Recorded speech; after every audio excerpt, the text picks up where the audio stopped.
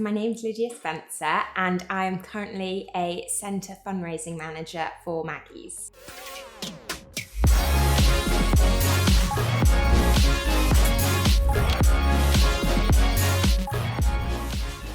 I work for a charity called Maggies, and it's a cancer support charity, and it has centres all over the UK that are free for anybody to use.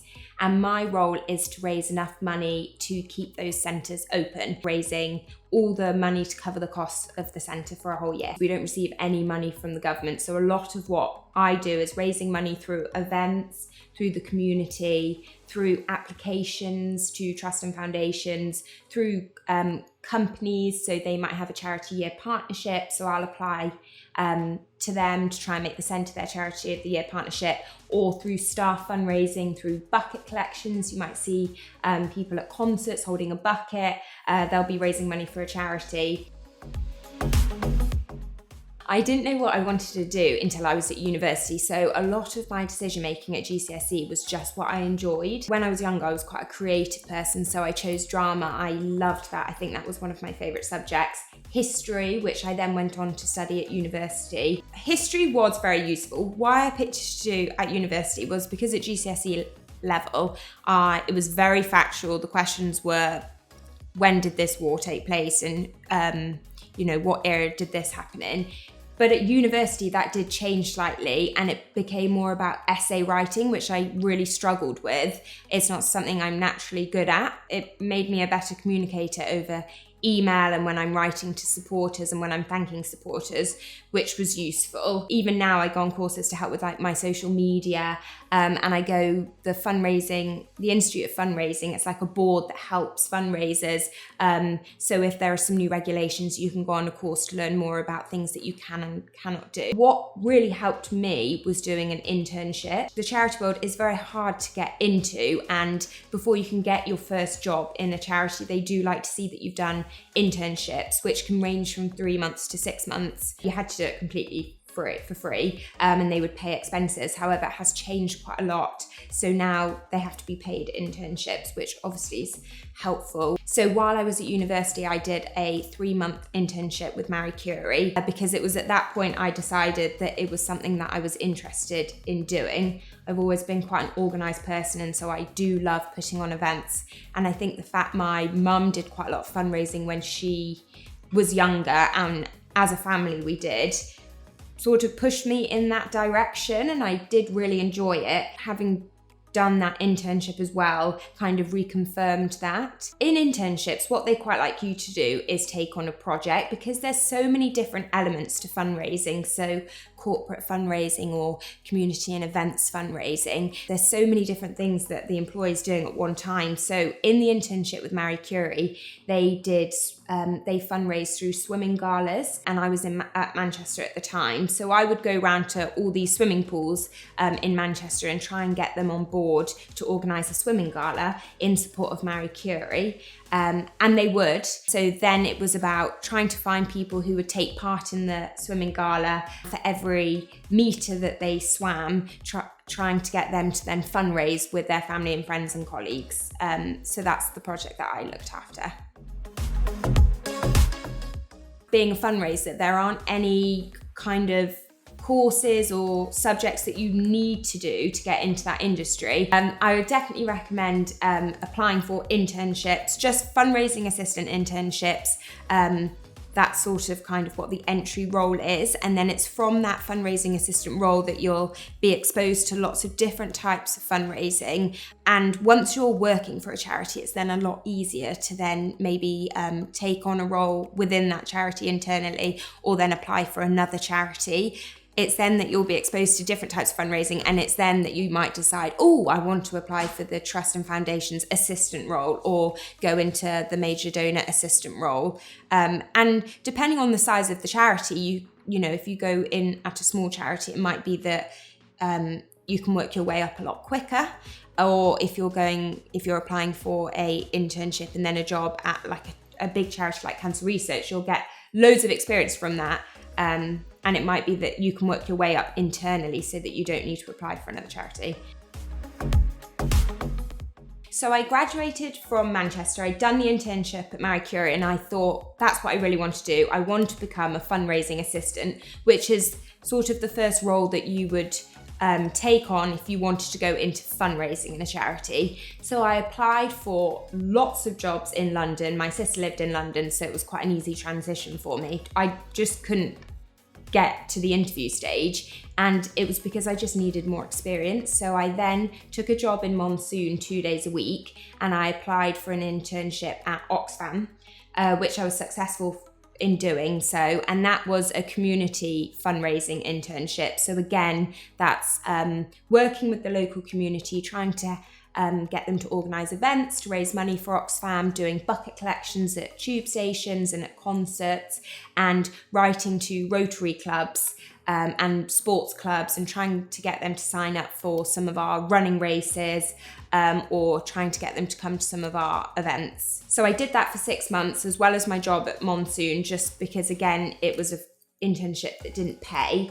And a different part of fundraising is also having to input lots of details onto a database. It's really important. So if a supporter does raise money for you, you have to put all their details into a database so that they then get a thank you letter.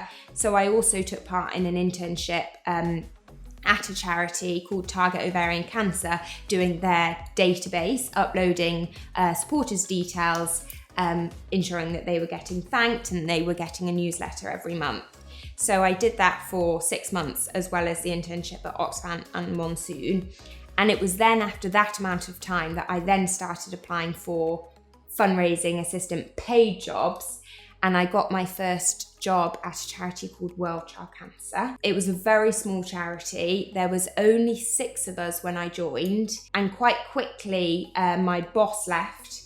So it meant that I was able to move up into her role quickly, and I became the community and events manager for about 4 years. Communication, because it's all about trying to get someone excited and passionate about supporting your charity. So as long as you can talk about what that charity does and the impact that it makes in an enthusiastic and positive way, then any supporter will want to help and support that charity. So that is the most important thing, and being able to engage with someone, but also then having the skills to follow up with them and tailoring that approach, because it's very different communicating with a supporter in the local community who's organised a cake sale, and it's very different than communicating with a donor who's given a few thousand towards your charity. So you just need to be able to tailor your approach, tailor your communication to the different audiences. Other skills, confidence, being able to stand up in a room and talk about the charity is something that I have to do quite a lot. And having the confidence to go up to people and cold contact people to tell them a little bit more as well. So there are 24 centres open at the moment. My centre is going to be opening in Sutton this September. So I'll do like my typical day, and then I'll do the typical day of one of my colleagues who already has a centre that's open to the public. So at the moment, with the centre not being open, a lot of my role is showing people around the site, trying to get them interested in the centre, then hopefully down the line, they'll want to give in some way. Lots of my colleagues who have the centre open, they'll invite people to come to the centre for an event like a Christmas Carol concert, or people who maybe use the centre, they might want to give back for all the free services that they're using. So they might organise a cake sale or a coffee morning and raise money that way. It's a lot of cold calling, because fundraising is very similar to sales. I'm kind of selling a product, but I'm selling the charity and what it does to people who want to then support it. So a lot of my job at the moment is just raising awareness of Maggies, of what we do, and obviously of the centre too.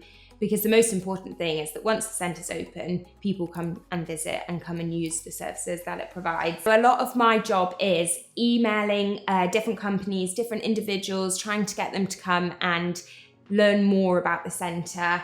So I do spend a lot of time just looking at local community groups in Sutton, like Rotary clubs or schools that have their charities that they support, and introducing them to what Maggies does. My job as well is to look after all social media for the centre. So at the moment I've got Twitter, and in time I'll have Facebook and Instagram too. And so it's uploading posts daily. So we always have to make sure that we're doing like a fundraising post, but we're also updating people on the centre. And once the centre's open, all of our programmes, what times they'll be on as well, because it won't just be people who want to give that will be looking at those social media channels. It will also be the people that use Maggies. My favourite part of the job is communicating with the supporters and getting to know them on a personal level, and then supporting them on their journey to their fundraising event, for instance. So I recently supported a lady with her cake sale, and just seeing the joy that organising something for a charity that they're passionate about brings to them is my favourite part of the day. But also once my centre's open, just being among people that the centre benefits, I think, and seeing the happiness that it brings to them, having that free service will be the favourite thing about what I do. Because Maggies is a cancer charity, I think there's a perception that our centres are quite sad places, but actually the way that the centres are built, they're all designed by really famous architects to be really unique spaces. So when you walk into them, you're automatically meant to feel at home and inspired. So they're actually really happy places for people to come to. Obviously, they can be sad if you've recently been diagnosed and you want to just come and talk to someone. But the kitchen table is at the heart of every centre. So it's all about people just sitting around the table, having a conversation and supporting each other. What is hard is that there are so many charities out there and we're all doing a really amazing job and we're raising money for loads of amazing causes.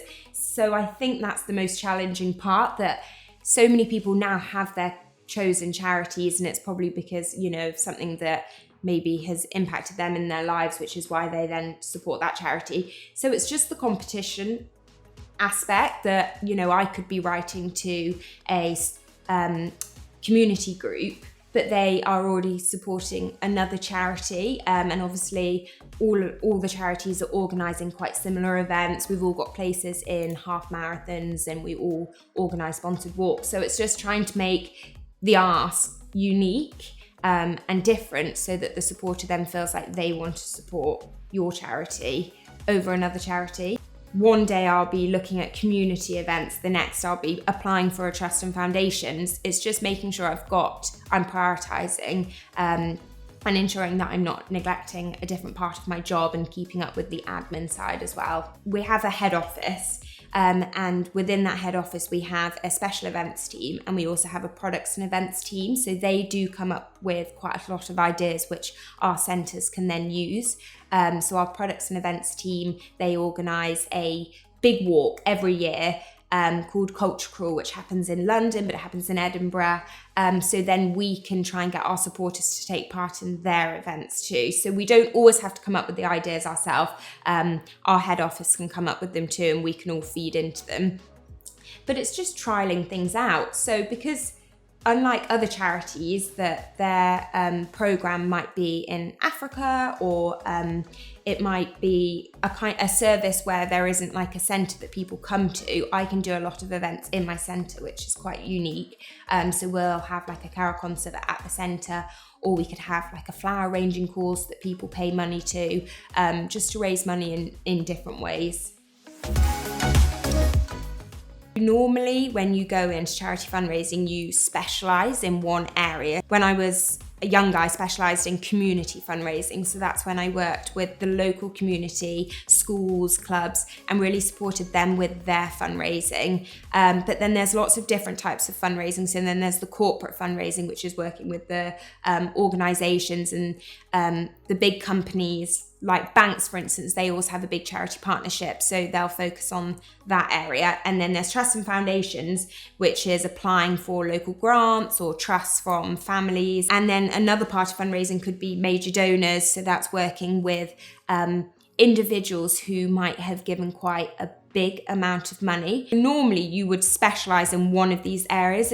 It's quite unique that in my job that I actually focus on all of them. So when you first go into fundraising, you do normally go in at a fundraising assistant level, and it's in that role that you determine which area of fundraising you're probably more passionate about. So early on, for me, it was always working with local supporters and organising events, just because that's the sort of thing that I enjoyed. But it could have been then that I realised I loved writing applications, so I wanted to go into trusts and foundations. But in my role, I obviously do all of them, so it's interacting with lots of different people. So someone who's organised a coffee morning in their house, to someone who's given quite a lot of money towards the centre and towards the campaign costs. So it can be completely varied, while also supporting a golf club that have chosen to raise money for Maggies as part of their charity of the year. So the structure of like a fundraising team, there's always the head of fundraising who looks after all areas of fundraising. So the major donor manager would report into them, the corporate partnerships manager would report into them, the events manager would report into them, and it would then normally in a normal charity structure, they would then have like an events team, a major donor team, trust and foundations team, a corporate team, and we do have that at Maggies. That's in the head office, and they support all of the centres. It's just that each one of our centres then has a Centre Fundraising Manager who works with the local community and works with the local trust and foundations team. So I would work with my central team at the head office, who will also be supporting me. So I'll work with the products and events team because they'll get all the places in all the running races, and they'll support me with trying to recruit runners for their races. And I'll work with the corporates team because it might be that they want to introduce me to a local corporate, but they've got the connection and they've got the expertise. So I would always speak to them and try and find out more about how I could make the partnership successful, because although I have experience in all these different areas, they have the most experience in their one area. As well as working with the fundraising team, there's also always the programs team, which looks after so in Maggie's case, it's our free program of support that we offer at every centre, but in another charity, it could be, for Oxfam, it's our projects abroad, so they'll be managing those. So it's very important that you also have a relationship with them, because when you're filling out an application form, they'll be the people that will say, oh, this is how many people that program has reached. Or they might come to me and say, look, we really want to organise yoga at the centre, but we just don't have the funding for it. So then I'll go and try and find the funding for it. So it's really important that I work really closely with them, and also support them when I can, because sometimes the centres can get so busy that they might need me to come down and just make cups of tea and just welcome people as they're arriving. So I'd also say that's another really important relationship that you should always have with the programs team at a charity, because even if you want to work for a charity but you don't want to be fundraising, there are so many other things that you can do. Every charity has a programs and campaigns team, also has like a marketing and PR team. So it doesn't necessarily need to be about raising money. When I was at school, I was not good at communicating on paper, but actually one thing that I do really enjoy now is sending my emails to my supporters, writing their thank you letters, and also applying for trusts and foundations. So if you don't feel confident about doing something at school, that doesn't mean that you'll never improve on it and you'll never get better at it. It's definitely something that I feel like I have got better on. So don't worry about it at this stage. From doing history and struggling with that at uni initially, I then was able to develop the skills to get better at it. And then it's now turned out to be something that I really do enjoy doing in my job. So it might just be that you don't enjoy writing about a book that you're studying for, but that doesn't mean you're not going to enjoy writing about something that you're really passionate about later on in the future. At GCSE and A-level, just do something that you enjoy, because more than likely they will be such useful subjects for your career. I didn't know it at the time, but doing history and doing drama has really helped me in the career that I've chosen, just because it's given me the confidence to communicate, which has then helped me in this role. So I would say to anyone who wants to work for a charity in fundraising, try and work out what sort of area it is that you want to do. What do you enjoy? Do you enjoy organising events, or do you enjoy networking? Because if you do, then I would suggest major donors, because that's all about looking after a relationship with someone, working with them to look at who else you could approach for fundraising, or do you enjoy writing, because it might be then trusts and foundations, or do you enjoy looking after a corporate and working with their staff in order to raise money? So there are lots of different avenues that you can go down. You don't have to do every type of fundraising if you don't want to. You can specialise. When I started working for a charity, obviously I didn't realise it was going to be my career.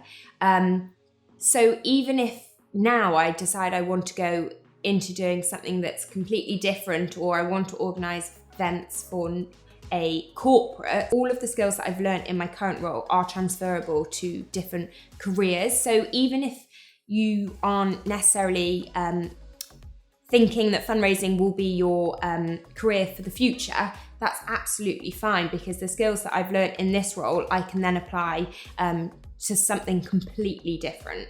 So you don't need to worry about thinking this is the career that I've got to do for the rest of my life, because it's not. It's just something that I enjoy for the moment. But if that changes, then I'll still have all the skills to apply for something completely different.